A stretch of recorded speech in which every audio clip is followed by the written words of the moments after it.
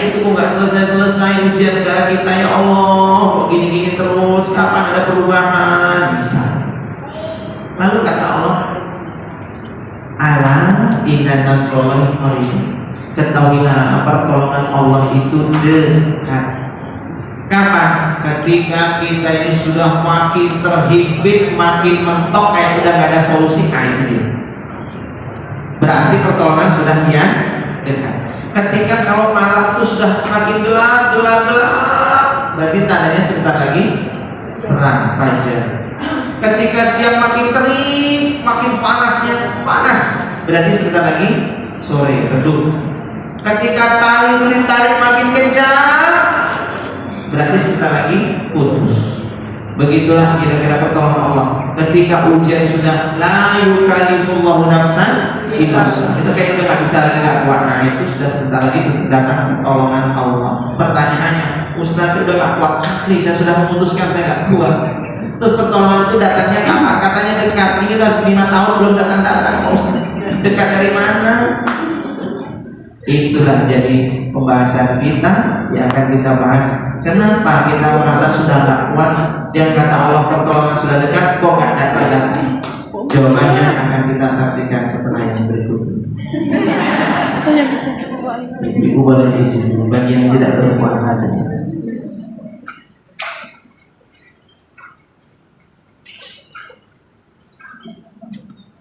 Saya bulan puasa.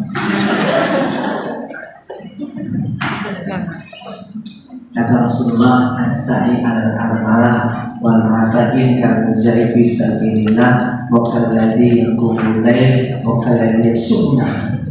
Seperti orang yang puasa terus setiap siang. Syaratnya apa? Syaratnya punya amalan as-sa'i al-armalah.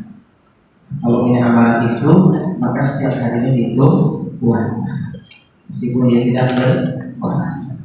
Pertanyaannya, amalan apa itu Pak Ustaz? Rahasia. Ustaz boleh? Ibu cari di Google ini. As-sa'i alal armah. Maknanya tidak seperti jihad, malamnya aja kelewatan tahajud itu, tahajud siangnya puasa. Baik, lanjut ya. Nah, terus saya mau sampaikan dulu nih, musibah itu apa aja sih? Kemana ada bentuknya musibah-musibah apa aja nih? Allah pun juga telah memberikan kabar di surat Al-Baqarah ayat 155. Al-Baqarah ayat 155.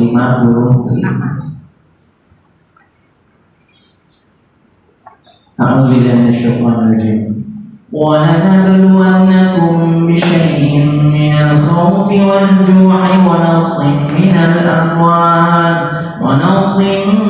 مِنَ الْأَمْوَالِ وَالْأَنفُسِ وَالثَّمَرَاتِ وَبَشِّرِ الصَّابِرِينَ. Dan pasti وَلَنَبْلُوَنَّكُمْ بِشَيْءٍ مِنَ الْخَوْفِ. Nah, ini maksudnya keguncangan tadi. Pasti aku akan beri kalian ujian, bentuknya satu khauf, rasa takut, cemas, macam-macam.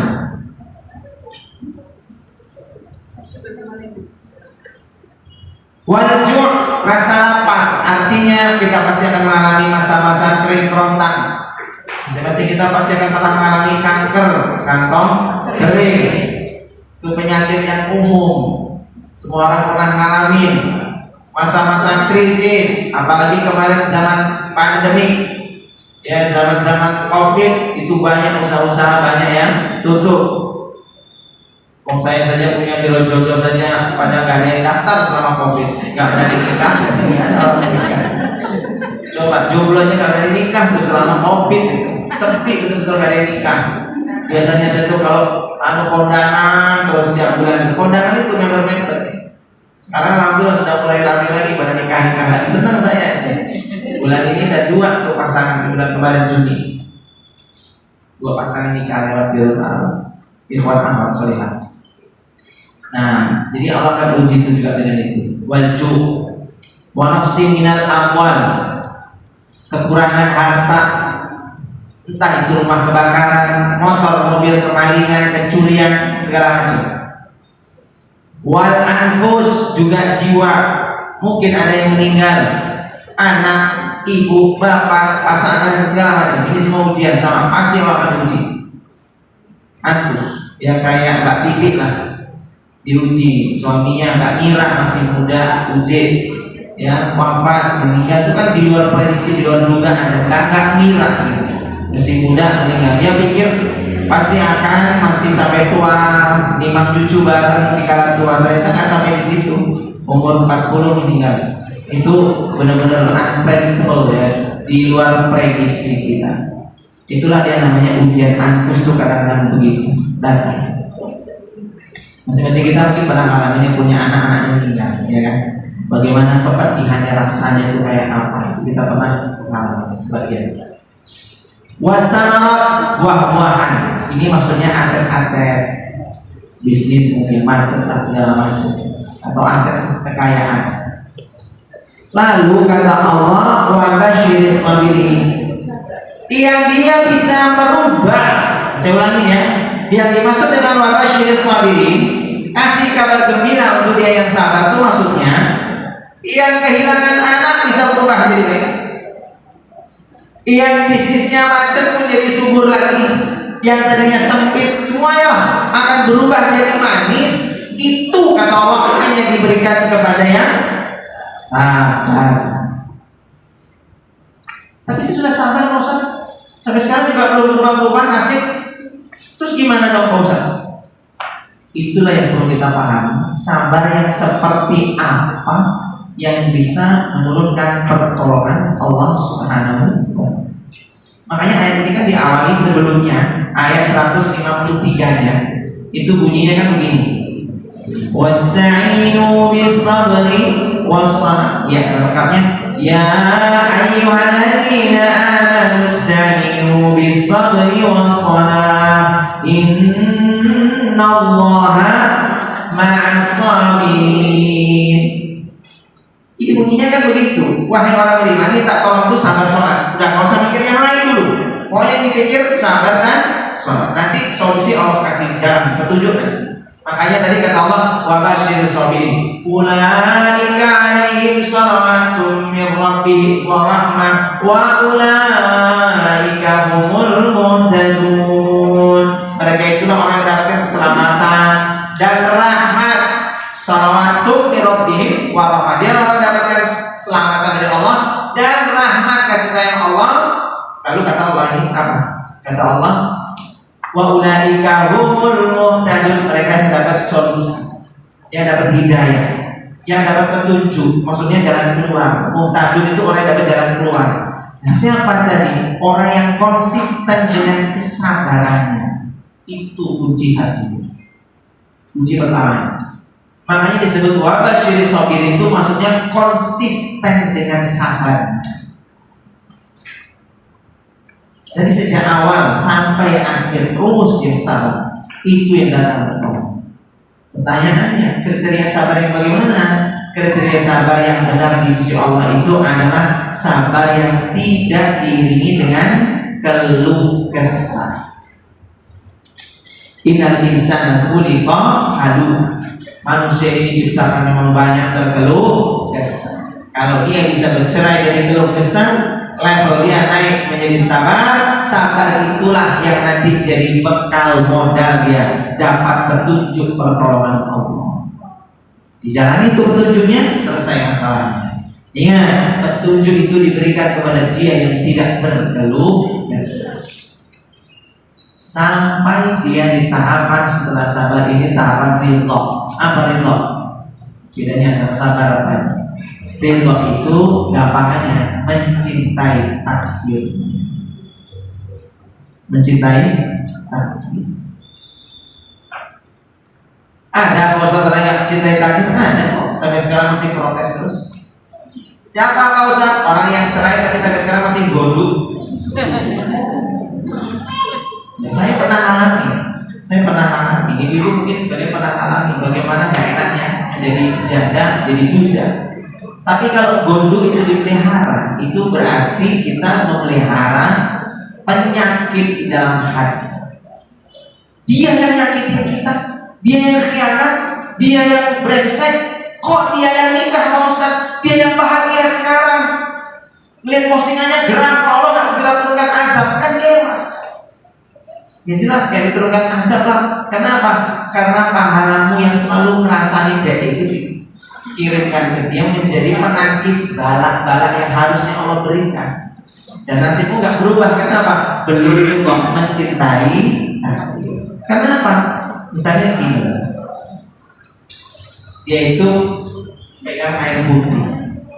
Allah itu sebenarnya sudah menyiapkan jus, bukan. Cuman sini nggak ada ya, jadi saya pura-pura aja. Allah sudah nyiapin jus alpukat. Ibu ini masih pegang aja ini yang namanya air putih. Andaikan tangan dia diletakkan, kan tangannya jadi kosong. Di situ Allah akan berikan dia jus alpukat. Tangannya bisa terima, bisa ngambil. Kalau kiri kan nggak sopan, ya kan? Kalau ngambil dua-duanya kemabuk namanya. Makanya diletakkan itu, diikhlaskan, tangannya kosong, baru dia terima. Ini persoalannya masih dipegang aja tuh si air putih, disimpan dalam hatinya. Ya sudah, kalau kamu masih megangin itu selesaikan dulu sampai kamu letih lelah. Coba saya tanya Bu, megang ini capek gak? Enggak lah, enteng kok ini. Tapi kalau megangnya sejam capek gak? 2 jam? Kalau sehari megang terus kuat gak? Begitulah orang-orang yang terlalu bodoh, punya masalah tapi disimpan terus dipegang terus masalahnya, capek. Betul. Masalah itu letakkan pada tempatnya sudah. Gak usah dibawa kemana-mana. Tidur dibawa, makan dibawa, jalan-jalan dibawa, kemana-mana dibawa. Wajahnya itu sepaneng everyday. Di situasi apapun tetap sepaneng wajahnya, nggak mikirin masalah. Dia capek orang ini. Masalahnya di sini, misalnya di kantor atau di majelis taklim. Kenapa? Punya teman-teman satunya brengsek misalnya. Itu dibawa-bawa kemana-mana, dibawa-bawa cerita tuh sama suami nggak habis-habis ceritanya. Udah gitu telepon lagi teman majelis taklim lain kawannya, kamu kenal nggak begini? Dibawa terus ini orang ini capek sekali gitu mas. Terus letakkan masalah itu sudah, nggak usah dibawa kemana-mana. Tuh punya utang juga gitu saya letakkan pada tempatnya. Atau di kemana-mana tuh agak tenang. Susah. Ya wes dibayar ngomong. Ya dibayar.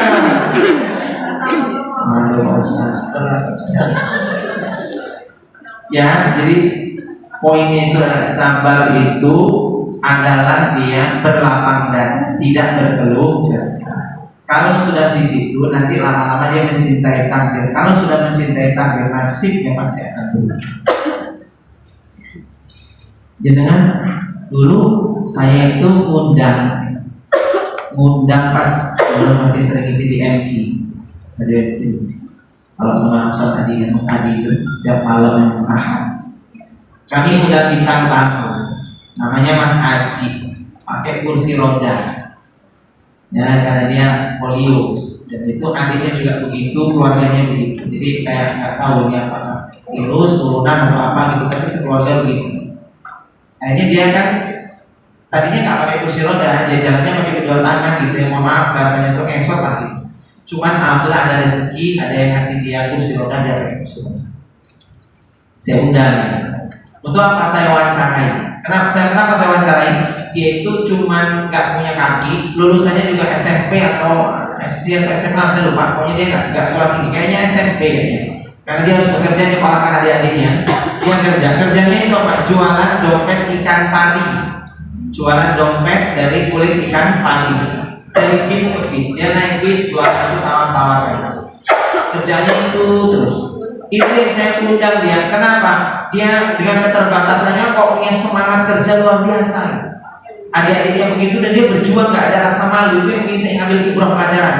Kalau sebagian orang ada yang cacatnya itu membuat dia menjadi lemah, punya alasan untuk tidak kerja. Dia tetap kerja. Itu saya wawancari. Pertanyaan saya gini, Mas Haji, saya itu heran. Jenengan itu mohon maaf, secara fisik kan punya keterbatasan. Tapi kenapa kok semangat kerjanya luar biasa? Dan yang kedua, kenapa kok bisa ceritanya dapat istri S2 pinter cantik dan normal? Istrinya dan normal cantik, kok bisa? Apa yang iso kok bisa? Kan gitu. Ini jawabannya ya, yang keren sekali jawabannya apa? Wah, saya itu lupa ya mas kalau saya cacat. Jawabnya, saya lupa kalau saya cacat. Itu saatnya dia sudah berdamai dengan takdir, ridho dengan takdir, ridho mencintai. Sehingga saya lupa kalau itu cacat. Jadi kalau apa yang lama aja, mau ceweknya cantik atau apa, saya nggak lihat punya sayanya, saya nggak punya kan. Sekarang masya Allah jadi pengusaha luar biasa, dibantu. Ada nasi judulnya nasi terbalik atau nasi makluba, nasi Arabian. Terus sekarang omsetnya udah ratusan juta. Sekarang udah jadi kaya raya, sudah punya rumah, punya mobil, punya karyawan banyak, luar biasa. Tadinya itu pas lagi saya wawancara ini masih jualan dompet ikan pari hari ini. Itu jawabannya, karena saya lupa kalau saya. Nah itu dia. Tapi ibu nggak boleh bilang gini kalau ribut sama suami terus saya lupa kalau saya punya suami. Jangan ribut sama suami kok lupa. Ini maksudnya adalah bagaimana orang itu sudah berdamai dengan takdir. Kalau sudah damai pasti beda cerita. Dia pasti akan melejit hidup. Maka itulah level ketika Allah turunkan pertolongan kepada seseorang. Kalau sahabatnya tidak berkeluh kesah lagi. Kenapa ada orang punya masalah rumah tangga misalnya gitu? Saya sekarang nggak kelar-kelar karena isinya cuma berkeluh. Saya harus sendiri ya sedikit cerita aja sama Mas Adi itu bukan dari keturunan kiai sebenarnya. Makanya juga nggak ada yang panggil Gus menemukan kiai karena mbah kita ini dukun. Yang ini keturunannya dukun, jajan itu dukun. Nggak maksud jadi guru ngaji itu gimana ceritanya? Salah satunya adalah berkah dari ilmu ini, ilmu ridho. Apa itu? Lahir dari seorang ibu rahim, seorang wanita yang punya ilmu ridho yang luar biasa. Ini saya tahu. Bagaimana ayah kami dulu itu orang yang asal yang mohon maaf dulu ya sebelum dia bertobat, mabuk-mabukan lah, judi lah, catur lah, kemana-mana, ngeteng kemana-mana, jalan di rumah, pulang-pulang teler, pulang-pulang mabuk, kadang-kadang judi di rumah diajak teman-temannya. Pagi-pagi itu pemandangan kami itu pasti ngeliat orang tuh subuhan itu mesti pada lagi main judi dari malam nggak selesai. Selesai itu masih banyak puntung rokok macam-macam. Saya itu masih ingat masa-masa itu tuh gak terlupakan. Tapi ibu saya dikasarin gitu, yang dikasih nafkahnya dari kayak gitu, ibu saya itu gak pernah namanya marah-marah dengan bapak, itu gak berani. Ibu saya kalau ada makanan gitu, misalnya dibawain bapak tuh menang gitu ya, judi menang gitu. Terus beli Indomie atau mie instan gitu ya, sama ibu 5 atau 10 gitu. Tapi sama ibu disisihkan, gak dimasak. Ibu beli lagi, nyuruh kami untuk kami makan. Jadi pura-pura makan punya bapak saya dibawa kali makan. Ibu tetap menjaga. Itu sabarnya ibu. Ibu dimarahin kayak apa sama bapak, dicaci maki timpa itu ibu sabar ibu. Hanya sabar. Saya ini sama Mas Adi itu bolak-balik kecilnya itu dikapelin, ditendang itu biasa. Wajahnya dipermak, makanya datang itu dipermak. Usir kurang. Nah itu karena dipermak terus sama bapak itu. Tapi subhanallah itu amalannya ibu itu adalah selalu sampai akhirnya bapak ini keluar kata-kata mutiara. Bisa quotes of the day lah bapak saya itu. Keluar kata-kata mutiara. Apa kata-kata mutiara bapak itu? Jadi kami sudah gede, kami sudah bisa mencar, dan kami memang gak ingin merawat bapak. Kami anak-anak itu sampai bersepakat kalau sudah besar, dewasa, sukses itu ibu kita selamatkan, bapak kita tinggalkan. Itu gitu rencana. Saking. Dan itu bapak tahu sekali.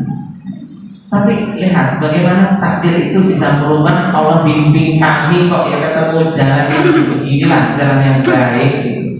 Itu kan sebenarnya karena doanya ibu.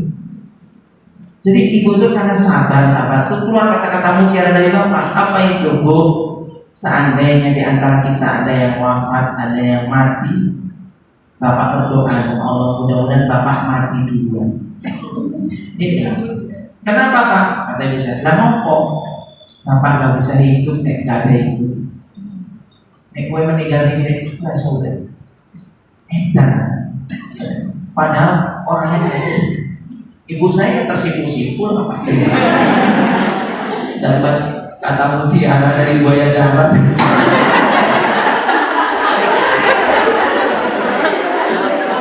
Bapak saya dulu itu soalnya buaya itu gak jadi. Nah, tapi kesabaran ibu itulah yang menjadikan salah satunya bapak itu dapat petunjuk hidayah. Sadar betapa anak-anak itu aset, anak-anak itu berharga, nggak ada anak sepi. Ini mereka cuma berdua waktu itu dilakukan. Disitulah akhirnya bapak mulai sama ibu tuh, ibu sholat, bapak jadi ikut sholat apa segala macam jadi berubah. Dan disitulah akhirnya tiba-tiba dia benci sinetron, nggak suka sinetron. Tadinya tuh sebenarnya nontonnya sinetron, tersanjung satu, tersanjung dua. Ibu pernah nonton itu tersanjung? Oh, berarti tua-tua juga ya. Bapak tuh tontonannya sinetron. Akhirnya sampai bapak itu meninggalkan televisi, bisa sholat luar biasa 5 waktunya full, bisa berangkat Jumatan. Akhirnya bapak puasa Ramadan. Biasanya dia bolong-bolong, tiba-tiba bapak akhirnya bulan itu dia bisa puasa full kecuali karena 3 demam yang parah itu 3 hari. Biasanya dia cuma mumpet sidik batal, korengan batal, asal sakit dia batal. Subhanallah, hari itu berubah bapak itu. 6 bulan atau 3 bulan sebelum kematian beliau itu berubah. Jadi baik. Ternyata pertolongan Allah itu diberikannya saat ini. Akhirnya sampai tiba bapak ini punya satu hobi. Hobinya itu silaturahmi. Satu-satunya amal soleh yang di situ ada asmaul husnanya, yaitu silaturahmi. Ada ar-rahim. Sedekah itu kan tidak diambil dari asmaul husna. Zakat, haji, shiyam, puasa itu kan bukan asmaul husna. Ya silaturahim itulah satu-satunya amal soleh yang ada asmaul husna di dalam. Bapak kan hobinya silaturahim dari sejak muda. Yang dulu hobinya silaturahim kemana? Ternyata Allah wafatkan beliau di saat pulang pulang lebaran, pulang-pulangnya di perjalanannya beliau di kendaraan itu keserempet jatuh, lalu meninggal dunia. Meninggal dalam keadaan pulang silaturahim. Insyaallah husnul. Kita nggak ngerti. Tadinya saya nggak mau merawat bapak itu. Pikirnya kenapa? Karena kami berpikir khawatir nanti kalau bapak mati jenazah penuh belatung bagaimana? Terus kalau kuburannya tiba-tiba ada ularnya, atau airnya keluar terus jadi penuh, airnya ngambang, atau kalau dikubur mencolot jenazahnya. Persis sinetron rahasia lagi. Jadi kan nonton kan sinetron rahasia lagi. Itu kan bikin kita takut gitu loh. Takut kalau dekat-dekat dengan orang bejat, orang maksiat, kita takut nanti matinya bikin air. Makanya kami nggak mau merawat itu, khawatir. Tapi subhanallah ternyata kita ini sok tahu. Allah itu yang maha. Jangan pernah merasa sombong dengan imanmu sekarang, karena kamu tidak bisa menjamin tetap beriman sampai wafatmu. Lihat uji Ustaz Jebri, dulu yang itu sama narkoba, mabukan, inilah itulah. Tapi kalau berkehendak kebaikan padanya, dijadikan dia kata Allah, mayuridillahu bihi khairan istahmaru. Kalau Allah menghendaki kebaikan dengan seorang hamba, kebaikan itu maksudnya jalan surga, istahmaruhu, aku akan berikan hadiah amal soleh di penghujung hidup. Istahmaru. Makanya uji juga pulang dari rapat persiapan dakwah agenda dakwah Ramadan, beliau di perjalanannya kecelakaan wafat. Yang nyolatin pas hari Jumat kali, yang nyolatin Istiqlal itu penuh sampai lantai 5 atau sampai 6 atas tuh penuh semua. Itu dalam berita di televisi itu jenazah yang diiringi oleh petaksiah terbanyak yang pernah saya lihat itu ya almarhum Uji Ustaz Jebri Al-Quran. Luar biasa dia doakan yang luar biasa. Itu apa saja itu juga sama. Dengan dalam amal soleh, apa itu menyambung silaturahmi. Salaman semua lebaran, pulang-pulang kecelakaan terus. Kita ini belum tentu masih. Makanya kita semua mudah-mudahan husnul khotimah ya. Amin. Dan kita juga dapat itu. Nah, salah satunya ternyata ridho mencintai takdir itu ternyata bisa menjadi jalan muhtan itu dapat petunjuk. Enggak cuma ibu saja, bapak pun dapat petunjuk. Kadang-kadang punya anak nakal itu stres, bingung gimana cara nangani anak nakal. Kadang-kadang hanya butuh mencintai takdir. Mencintai takdir gimana maksudnya? Gini, ya Allah, ini adalah amanah dari sisimu. Maafkan aku yang telah gagal mendidiknya, gagal menjaganya. Ya Allah, akan aku tebus sekarang ya Allah. Sudah terlanjur nakal, kan mungkin perbuatan kita dulu kecilnya salah didik. Ya sekarang bayar tebusan itu, tebus, jangan sampai di akhirat. Sekarang apa? Sabarlah mendidik dia sekarang. Bayar, dulu kita salah didiknya kok. Kan gitu istilahnya, sanksinya kan gitu ya. Sekarang anakku jadi kayak gitu, apa tanggung jawab? Ya berusaha memperbaiki lah. Kayak kita kalau nabrak mobil orang kan penyok, apa kesalahan kita? Nabrak. Apa tanggung yang kita lakukan selanjutnya? Ya memperbaiki mobilnya dia gitu sama. Kita sudah merusak nih titipan Allah, ya kita perbaiki sekarang. Apa? Sabar. Cintai takdir dulu. Nanti di situ akan datang petunjuk hidayah. Tapi kalau ibu udah gak sabar, anak dasar bocah munyuk gini semua. Anaknya sudah si munyuk. Dimulai kelas marah lagi segala macam. Oh sudah kamu yang salah, kamu yang didiknya salah, kue sing mureng-mureng, kue sing nesu-nesu. Gimana? Namanya kesalahan berganda ini, betul? Sudah didiknya salah, sekarang disuruh ini kesalahan berganda. Jangan double kesalahan. Tugas kita sekarang tidak memperbaiki. Udah salah, akui kita salah. Begitu cara mencintai takdir.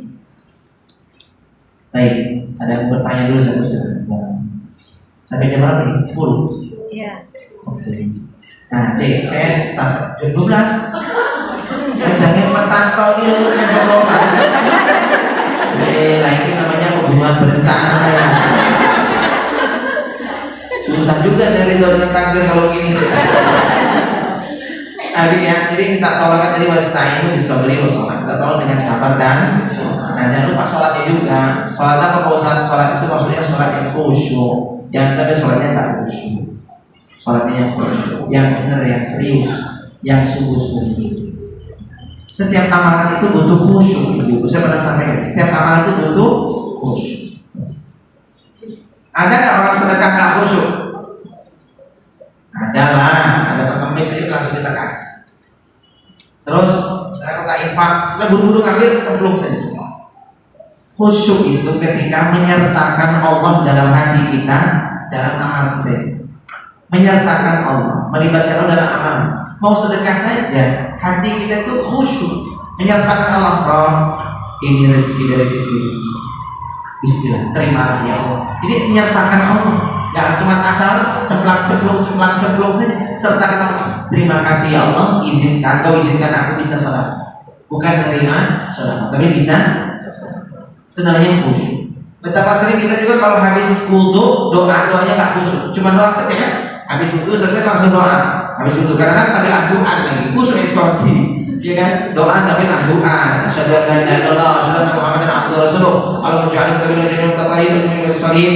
Bacanya cepat-cepat, itu namanya tak khusyuk. Doanya khusyuk. Asyhadu an la ilaha illallah. Sertakan Allah dalam hatinya. Asyhadu anna Muhammadan abduhu wa rasuluh. Allahumma ja'alni rabb, jadikanlah aku minal mutatahhirin, termasuk orang yang mensucikan hati terus ya Allah. Mensucikan hati dan diri. Wa ja'alni min ibadika sholihin, termasuk orang-orang saleh. Dan seterusnya. Jadi sertakan Allah dalam doa. Dalam setiap amalan apa? Khusyuk. Sholat juga begitu sama. Kalau lebih khusyuk, berdiri tegak, sertakan Allah, ajak anggota tubuhnya sholat. Insya Allah lebih khusyuk. Kalau belum pernah coba, cobain. Kan ibu berdiri sholat. Terus dalam hati, jangan buru-buru. Dalam hati sampaikan, wahai tangan, wahai hatiku, wahai tubuhku, wahai kepalaku, pikiranku, mataku, yuk kita sama-sama ngomong. Ini kan suami Allah ya. Mata, telinga, mulut semua milik Allah. Wahai telingaku, wahai lisanku, wahai semuanya, ayo kita sama-sama beribadah kepada Allah. Kita sama-sama Allah. Wahai tanganku, besok jangan jadi musuh buat aku ya. Wahai kaki, besok jangan jadi musuh buat aku. Allah, itu adalah musuh. Karena kan musuh kita terdekat besok di akhirat bukan keluarga, bukan anak, bukan tetangga. Siapa? Anggota tubuh kita sendiri, karena nanti dia akan jadi saksi. Ini musuh terdekat kita. Makanya kita ajar dari sekarang supaya jangan sampai musuh di akhirat. Tapi ingat ngomong dalam hati. Jangan sudah berjamaah, wahai tangan. Orang sebelahnya, wow, aliran apa ini? Kacau. Yang ngajarin siapa? Ustaz Awan, Ustaz sesat. Saya yang disesatkan dalam hati. Gitu ya. Itu menjadi pertama. Satu lagi sebagai penutup, Ibu baca surat Al-Maidah ayat 35. Al-Maidah ayat 30.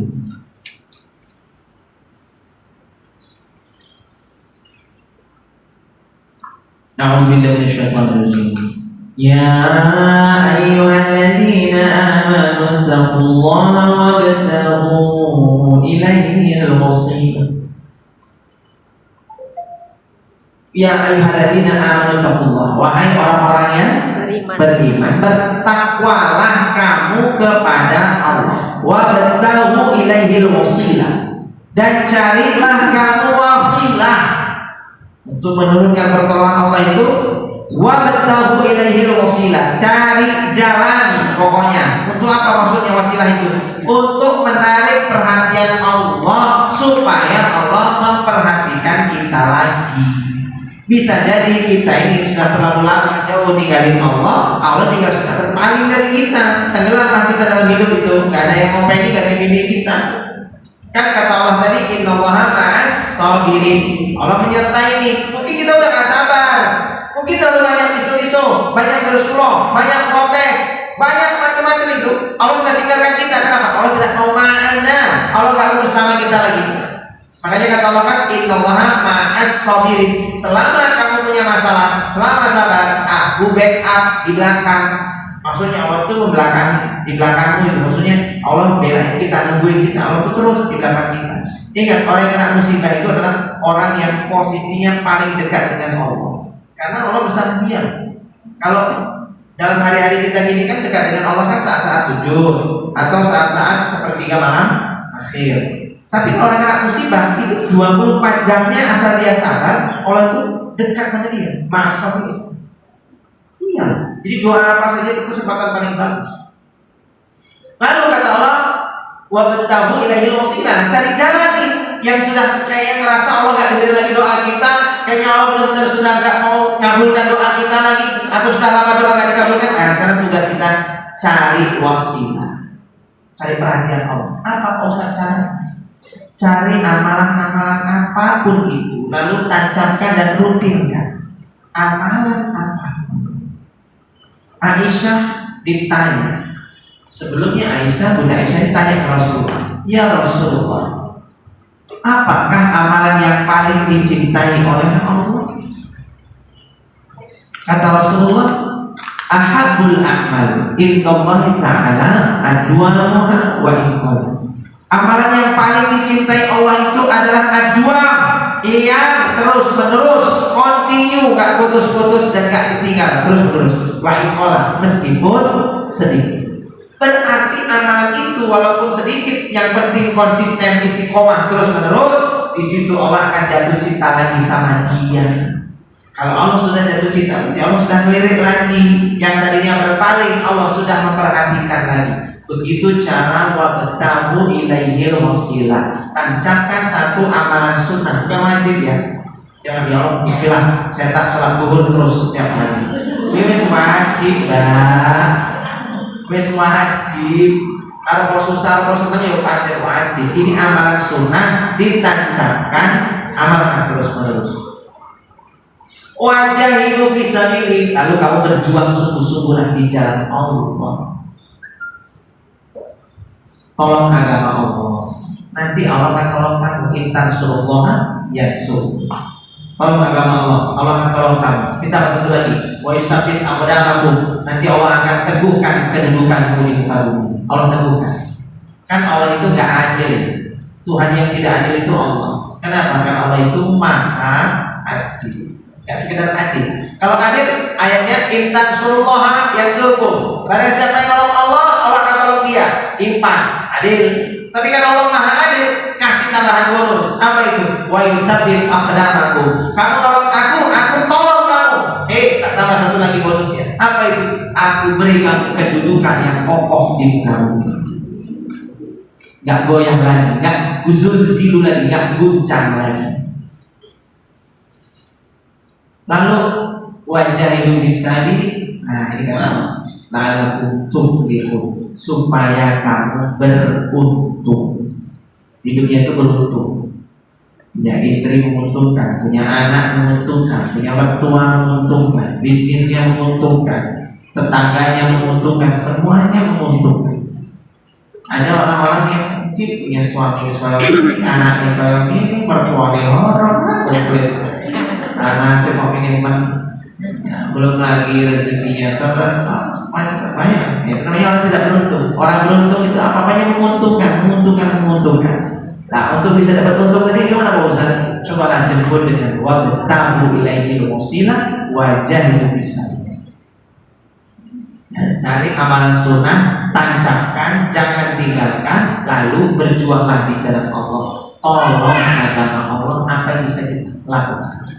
Yang punya ilmu pakai ilmu, yang punya harta ya pakai harta, yang punya tenaga pakai tenaga. Terserah. Yang punya jabatan pakai jabatannya, tanda tangan. Tolong agama Allah. Apakah tolong pas? Begitulah ketika kita mengalami masa-masa di saat kita musibah banyak segala macam, jangan lupa sabar dan sholat yang khusyuk, perbaiki sholat dulu dan dari sholat sing telat-telat itu beres semua. Karena sholat itu memang pembukanya cintanya, jatuh cintanya Allah dengan amalan kita itu ya sholat. Makanya kalau sholat kita itu jelek, kadang-kadang sok telat, sering telat gitu ya, itu Allah jadi nggak tertarik melihat amalan kita yang nanti, jadi nggak tertarik gara-gara sholatnya jelek. Tapi kalau sholat kita baik, maka Allah jadi tertarik melihat amalan kita yang lain, tertarik walaupun kecil-kecil, ya kan? Awwaluma yuhassabu bi'abdi yaumal qiyamah sholat. Amalan yang pertama kali dihisab adalah sholat. Kalau sholatnya baik, jadi baik semuanya. Sholatnya jelek semua. Makanya buat Allah tertarik dengan kita itu sholat yang bagus. Nah, sholatnya bagus, dia sama, tidak pakai berkeluh kesah, sampai ke level dia bisa mencintai takdir. Maksud saya gini sekarang sebagai penutup, Mas, gimana caranya biar bisa cinta dengan takdir? Ada yang tahu? Gimana caranya? Kata Allah, wa asa an takrahu syai'an wa huwa khairul lakum wa asa an tuhibbu syai'an wa huwa syarrun lakum. Kamu mengira itu buruk padahal baik di sisimu, kamu mengira itu jelek padahal baik, atau sebaliknya. Nah, berarti supaya kita mencintai takdir apa? Berpikirlah positif, husnuzon sama Allah. Sehingga kata para ulama, husnuzon dibilang min husnil ibadah. Baik sangka sama Allah itu termasuk bagian dari ibadah. Nah, berlakulah hadis Nabi dari Sayyidina Umar. Apa itu? Ana 'inda dhanni 'abdi bi wa ana ma'ahu haitsu yadhkuruni. Aku ikuti sesuai dengan persangkaan hamba. Persangkaannya baik jadi baik. Makanya berprasangka baik. Saya cerita yang apa? Cerita ini bukan apa-apa, tapi cara saya menghibur diri. Gimana waktu ketika mahasiswa dulu saya suka dengan seorang akhwat cantik, putih, pinter masak, persis kayak rice cooker. Rice cooker kan cantik, putih, pinter masak. Tapi nggak percaya. Jadi saya tuh udah pinter, cantik, solehah, menghafal Quran, komplit. Ini saya datang ke rumahnya ngelamar ditolak. Sakit ya. Saya yuk pulang itu ngocok ya. Kurang ngopo tuh jadi aku ya Allah. Bapak pilih mermak kurang kopi. Kurang lemu aku ya. Tapi saya tuh gini, berusaha menghibur hati. Ya Allah, dia nolak saya, akan aku buktikan suatu saat dia pasti akan menyesal. Karena kalau terima mungkin lebih nyesel ya. Itu ya, Allah pasti kasih yang terbaik. Itu butuh waktu yang susah. Gimana gak susah? Saya sudah mantap. Setiap kali istikharah, mimpinya tuh nama dia itu, misalnya Mawar. Itu setiap malam itu saya itu ke kebun ngambil mawar. Itu sampai tiap malam. Pikir saya, wah ini tembus istikharah saya. Insya Allah ini sudah petunjuk Allah. Ternyata dia nolak. Alasannya apa? Ini alasan paling menyebalkan, alasan paling menjijikkan itu alasannya gini, usah kayak gini mas, kakak dia banyak kakak masih kuliah, kakak maaf ya kak, kakak itu terlalu baik buat saya, terlalu soleh buat saya. Itu jawaban paling menyebalkan. Saya terlalu baik. Kalau emang saya terlalu baik, saya siapa lebih jahat lagi? Biar kita selevel. Kan saya terlalu baik. Oke, saya kurangi kebaikan saya biar kita selevel kan bisa. Tapi nggak tahu lah kan katanya kan kalau harus cari laki-laki kan yang baik. Bila yang soleh datang kita lanjut. Itu saya susah untuk mengobatinya itu berperang. Tapi saya berusaha. Ya Allah, kau pasti punya rahasia, kau pasti punya hikmah. Itu saya lama. Itu tahun 2004 baru dapat jawabannya 4 tahun. Jawabannya itu 4 tahun. Datang kawan saya itu ke kos-kosan waktu itu. Hewan, ini lah panggilan paling menyebalkan ke saya. Hewan.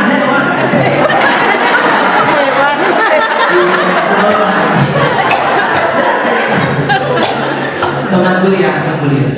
Hewan. Apa Van? Apa Van? Loh, kamu nggak tahu toh? Mawar. Loh, mawar apa? Namanya Sarjito operasi. Ya Allah, dalam hati dia sakit. Saya kan apa dia nyesel sama saya? Terus psikosomatis gitu kan biasa ya. Apa ngedrop gitu. Emang kenapa sih mawar? Selesai gitu. Kata kawan saya, lo kamu nggak tahu toh? Ini maaf ya Bu, ini ceritanya. Saya nggak bingung siapa ini cerita. Terus kata kawan saya gini, kamu nggak tahu ya? Dia operasi harus diangkat rahimnya karena apa sih kanker atau apa yang itu posisi letaknya harus diangkat rahim. Dengar itu saya langsung sujud syukur, saya nangis. Bukan nangis lihat dia sakit ya di operasi, bukan. Nangis karena Allah Maha Baik ya Allah. Saya nangis betul nangis. Allah Engkau Maha Baik ya Allah, Engkau Maha Baik. Sejak SD Bu, saya tuh sejak SD berdoa sama Allah ingin punya anak banyak. Itu sejak SD. Masih anak-anak sudah doa ingin punya anak. Itu karena saya itu anak yang visioner, jauh menatap ke depan. Itu anak-anak tadi doanya. Mohon maaf ya, saya dulu kenapa anak-anak doanya ingin punya anak banyak. Saya minta maaf sekali, ini cuma ya namanya orang, saya pribadi waktu. Ketika ada acara terah keluarga kumpul itu kan, datang ini saudara yang kaya raya itu datang, motornya itu gede kayak motor buggy gitu kan, kayak Harley. Tapi dia nggak ceria. Sementara yang lain, keluarga yang lain yang sederhana biasa ceria tertawa bahagia. Kenapa? Yang lain gendong anak. Nah, beliau ini kaya belum punya. Di situ saya berpikir, ya Allah, ternyata anak itu yang perhiasan juga. Masih tidak mikir itu. Sejak itu saya takut nggak punya anak. Makanya doa terus ingin punya anak. Sampai saya tuh baca ada majalah itu, seorang ibu-ibu umur 30 tahun anaknya 11. 30 tahun anaknya 11. Gak tahu nikahnya itu umur berapa, tapi berentek umur. 30 tahun anaknya 11. Ternyata di majalah itu resepnya apa? Anaknya banyak. Saya baca itu, ini bisa punya anak banyak apa rasanya? Oh, ternyata ketika dia sama teman-temannya jajan ke warung, teman-temannya kalau pesen tuh kayak Sprite, Coca-Cola, Fanta gitu ya. Dia nggak, dia selalu pesan jus tomat. Selalu jus tomat. Tadinya saya benci tomat, sejak baca itu jadi cinta. Sampai sekarang. Tadinya saya benci tomat. Hampir semua anak-anak gak suka tomat. Sejak itu saya suka tomat. Karena saking pengen punya anak. Maka ketika ini dijawab sama Allah, dijawab nih, kenapa kok dulu saya ditolak sama dia, ternyata jawabannya di situ. Kenapa? Doamu tuh lebih lama loh. Sejak SD, SMP, SMA, sampai kuliah, itu doa ingin punya anak banyak. Masa doa yang berpuluh-puluh tahun ini, masa kalah dengan doa istighfar cuma 7 hari? Gak bisa. Doa sekarang saya kan kamu doanya udah tekun sejak SD, masa gak dikabulkan? Ya ini kan udah lebih lama duluan doanya. Allah utamakan yang itu. Kalau nikah sama yang ini diterima, kamu gak bisa punya anak banyak. Banyak itu maksudnya oke ya, bukan suami. Karena dia dikabulkan Allah Subhanahu wa Ta'ala. Karena saya yang memeriuk koknya. Ya, kalau di total 11, tinggal 1 10. Yang kandung 6. Jadi kandung sisanya anak bawaan saya kan. Saya dulu berusia punya anak 1. Istri saya jadi anak 1. Yang kedua jadi anaknya 4. dari veteran-veteran bikin komunitas bertiga ini, alumni pemain lama ini bergabung. Ya, nah kita jadi tambah anak kandung sendiri dari pernikahan ini muncul anak 5. Jadi banyak anak, alhamdulillah. Itu tapi ibrah pelajarannya apa? Pentingnya berbaik sangka. Belum selesai. Ini kan tadi belum dapat. Ini kan tadi gagal nih. Habis itu saya nikah gagal nikah itu. Ketika gagal nikah itu saya sedihnya apa? Karena cerai dalam kondisi masih mencintai. Dia juga masih mencintai saya. Kami saling mencintai tapi terpisah karena keadaan. Kok bisa Pak Ustaz? Ya karena dia darah biru, saya darah kotor. Ya gak bisa ketemu. Dia orang keraton, saya orang proletar, grassroots, orang biasa, rakyat biasa. Jadi perbedaan budaya yang begitu jeda gitu guys. Saya tapi bukan dengan anaknya Sri Sultan ya, bukan ya. Kerabat saya. Dari situ ternyata kami berpisah. Tapi saya terus doa gini, ya Allah, kurang apa sih? Kurang apa coba? Sudah dokter, cantik, solihah, pinter, semuanya ada. Dan kau ambil ya Allah, saya doa gini, dan kau ambil ya Allah dari tanganku.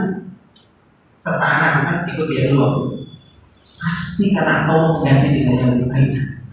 Sejak itu saya bilang gini, terima kasih ya Allah, kau mengganti dengan saya yang baru yang lebih baik. Terima kasih. Jadi kalau doa itu cuma terima kasih ya Allah yang akan menggantikan jodoh terbaik. Setiap angkat tangan terima kasih ya Allah. Doanya itu cuma matur, terima kasih ya Allah mau kasih saya jodoh terbaik. Terima kasihnya ganti terbaik. Terima kasih ya Allah. Yang baiknya kayak gitu nggak ada. Saya teringat ya Allah sebagaimana Rasul mengatakan kalau Allah mengambil sesuatu dari tangan seorang hamba, Allah telah menyiapkan ganti yang lebih baik. Yang sudah baiknya kayak gitu kok masih dianggap masih nggak cocok dengan saya. Berarti kau maha baik ya Allah, ganti yang lebih ya atas izin Allah akhirnya betul diganti dengan yang lebih baik dan lebih banyak. Ya, itu ya pertolongan. Yang penting namanya bos berbaik. Itu tapi ibrah pelajarannya apa? Pentingnya berbaik.